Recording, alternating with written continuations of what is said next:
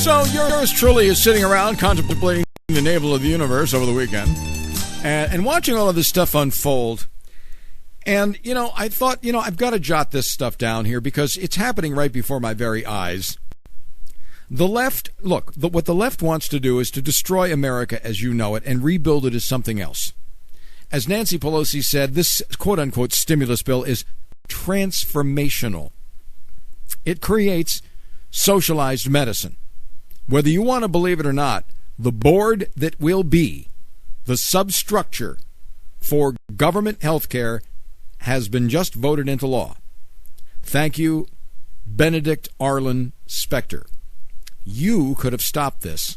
Olympia Snow could have stopped this. Susan Collins could have stopped this. But you airheads just let it go by.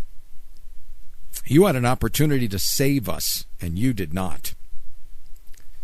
Of course, then again, America had an opportunity to save itself back in November, and it did not. The media had an opportunity for the last 2 years to tell us the truth about Barack Obama and who he is and who his mentors were and who his associates were and what his activities were before he ran for president, but they also did not. And I'm watching all of this, and I'm thinking, what they're doing here is they're attacking the organizing principles of the society. And then the light bulb went off. This is how I can explain it. And you'll relate to it, folks, because you're seeing it every day. The way that you destroy a country is to attack its organizing principles. Those things along which the culture is organized. Now, this is just a few. I just hammered these out in a few minutes at a typewriter. Well, not a typewriter, but a word processor. First, you attack the organizing principles of a society. What are the organizing principles? Family. De-define it. Don't redefine it. De-define it. Family. Any combination of people as long as they mean well is a family. Attack traditional parenting as child abuse. Set up legal structures to advance the notion that the state needs to keep children safe from their parents. Result? Legal chaos. Church. Cleanse secular society of all references to faith.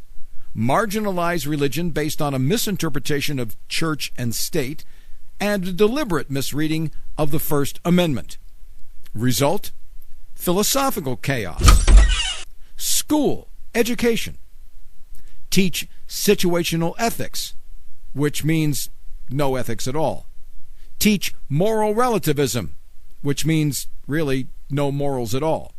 Teach that recognition for excellence makes other people feel bad. It's unfair. And if you fail, failure is not your fault. You're a victim of oppression, group membership, home life. Your parents were an alcoholic, whatever. Sex, devalue sex. Make sure that you let kids know that they're going to do it anyway, and give them a condom. Oh, and by the way, don't even suggest to them that it has any consequence above and beyond STDs and pregnancy. Don't bother to mention that girls feel devastated when they give themselves to a young man and he doesn't call again. And that emotional wreckage does what? It makes them repeat the behavior over and over and over again, and thus you have a new generation of promiscuous girls, many of whom won't seek traditional marriage. And that's a good thing because, as we all know, the family is one of those substructures that needs to be destroyed. Teach tolerance of anything. Eliminate or demonize the idea of judgment. When I was in school, you went to school to gather enough wisdom to learn how to make judgments. Now, the idea of making a judgment is judgmental. Result? Personal chaos. Send these people out into the world and they'll create more chaos in everything they touch. Also, set up academic structures to advance the notion that children need to be kept safe from what their parents believe. Remedy? Birth through college government education. Here's another way to attack the organizing principles of society. Economics. Demonize the producers, label them the rich, and then call profit and wealth creation greed.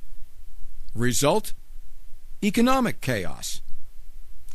Then the individual.